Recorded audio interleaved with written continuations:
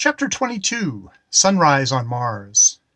This earth of majesty, this seat of Mars, this other Eden, demi-paradise, this happy breed of men, this little world, this precious stone set in a silver sea.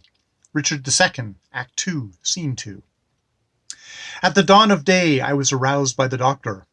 "Awake! Behold our Martian sunrise," said he.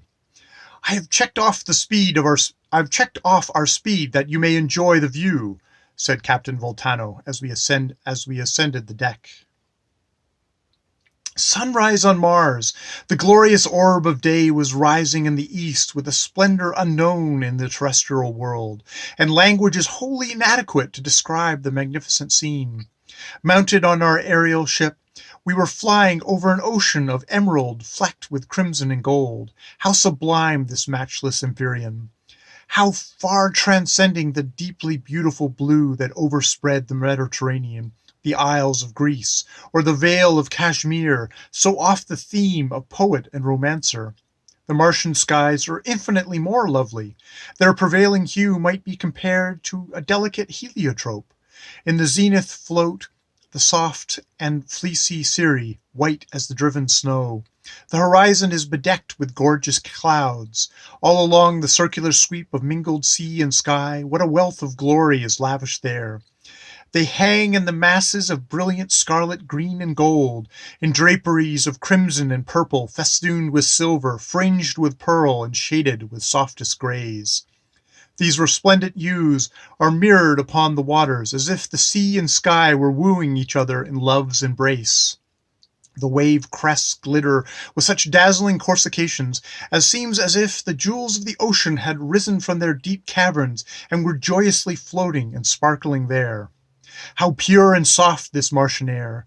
Its wondrous electric and vital properties thrill through every fiber of the frame, mantling the cheek and enkindling the eye.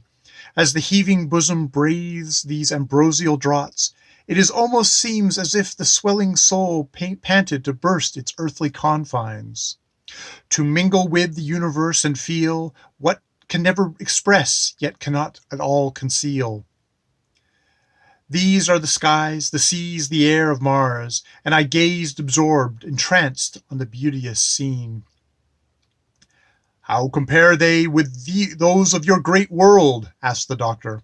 "Compare!" I exclaimed, in vivid flights of imagination, or the rapt visions of the devotee who dreams of paradise. Such scenes may be displayed to the eye of the mind, but splendors like these were never yet seen by an inhabitant of earth. "I deemed your world, which is so much larger than ours and so nearer the sun, far more beautiful than our little globe," replied the doctor. "These scenes are ever present in the fair weather, and heightened by almost endless variety of form and color. The glimmering dawn and bright noonday, the evening tide and night, have each their own peculiar charm. Like you, we have our own gloomy skies and lowering clouds. Were it not so, even these beauties would, by continual repetition, pall upon the eye." We were coursing over the broad Augusta Bay, which penetrates Kepler's continent to the southward several hundred miles, nearly to the equator, and which communicates to the north with the great Tycho Sea separating Galileo and Madler's continents. The shores of this bay are lined with dense forests and luxuriant vegetation, such as are seen in the tropical regions of South America. They are skirted with lowlands, morasses, and sandy beaches. The color of the latter were bright yellow, red, or dazzling white. Back in the country were plateaus and mountain ranges.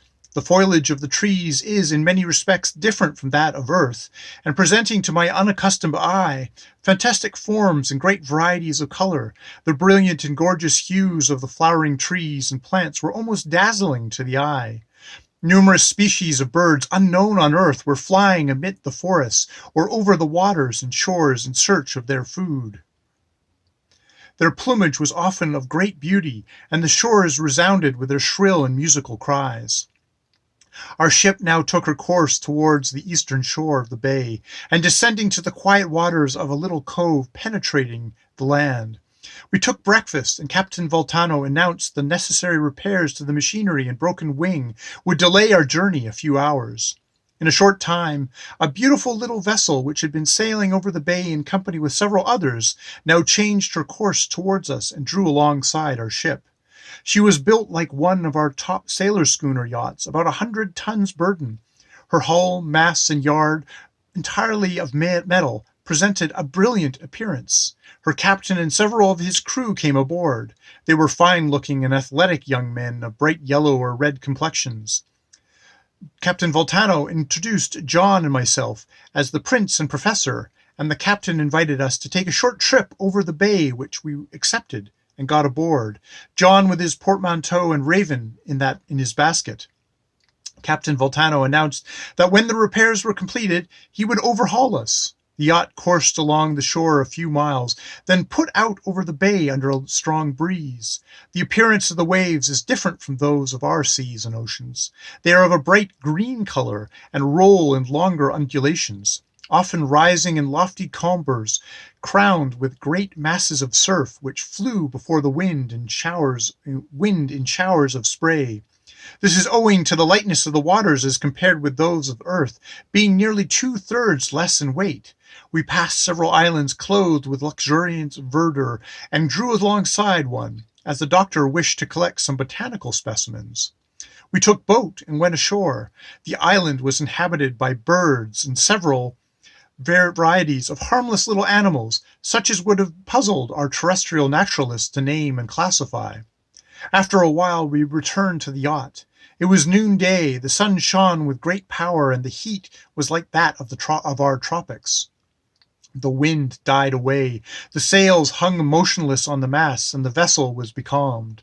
The waters glittered under the sunlight with a glare almost painful to the eye. The crew slung hammocks and awnings over the deck. The captain retired to the cabin to await a fresh breeze, and we lay down in the hammocks for a short siesta.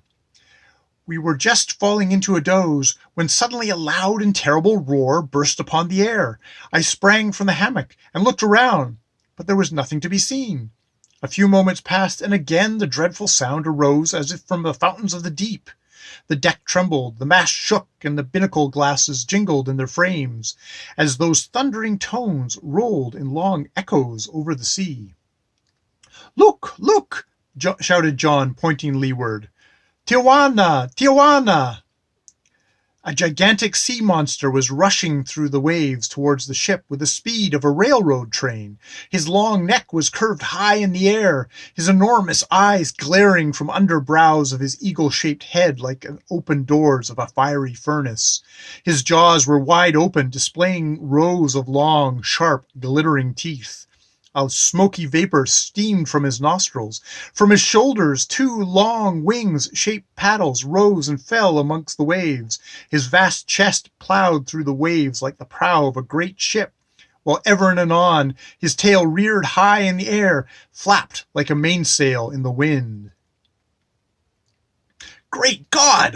I almost shrieked, springing to the doctor's side. See that terrible monster!" "Pooh!" replied he, hardly condescending to look up from his plants. "That's our gay and frolicsome little seahorse."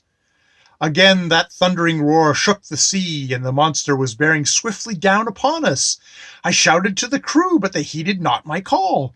Anticipating our instant destruction, I seized the doctor by the collar, dragging him across the deck, intending to plunge with him into the sea and swim ashore, when suddenly a tremendous voice called out, "Ship ahoy! Hey there! Tumble up out of your hammocks, you sleepy heads!" I looked around as the monster, bigger than any ship afloat, and on whose back stood crowds of Martian men in strange attire, sped over the waves with mighty rush of a great ocean steamer, then checking his onset, drew up quietly alongside the yacht, while a man of gigantic stature stood atop its head, holding a pair of reins fastened to its jaws, flourishing an immense whip, and roaring out his horseman's orders with the voice of a lion. The crew sprang for their hammocks with loud cheers, which were answered by scores of laughing voices. A ladder was thrown out, and several men in the bright green uniforms came on deck. The doctor introduced me to the captain, Ron Czar Zamadron, and officers who received us with hearty sailors' greetings. The captain invited us to take a trip on his ship. We bade adieu to the captain and crew of the yacht, and ascended the ladder to the deck. It was of metal, surrounded by railings and spread here and there with awnings. Crowds of officers, engineers, and seamen stood in groups on the deck. Captain Samadron blew on a loud whistle. Officers and seamen took their stations. The monster wheeled his vast bulk right about, raised his enormous paddles and his tail high in the air, smote the waves with a sound like thunder, and sped along swiftly onwards, a long wake of tossing foam trailing behind him, while the colossus, mounted on his head, shook the reins, snapped his whip, and in a voice like 10 stenators, rolled into one, sang his rollicking sea-song. Here comes Leviathan, over the billowing bounding, gaily dashes on, mid thundering resoundings. What cares for Leviathan, for lightning flashes, tempests, and rolling waves over the sea of dashing? What cares King for storm clouds lowering? What cares Hartleon for hurricanes howling? Ho, ho, my jolly boys, danger defying, gaily we'll laugh and sing, over the sea flying. Captain, said I, what is the name of your ship? Leviathan, replied he. Who is that gigantic horseman? Arzog Zang Hartleon, Leviathan's master. Leviathan's master. Is he a Martian? He is a Plutonian, a prince of blood royal descended from one of the 7 great kings of the lost planet, Zulio Avanti de Zermaz, or the Great Shining One.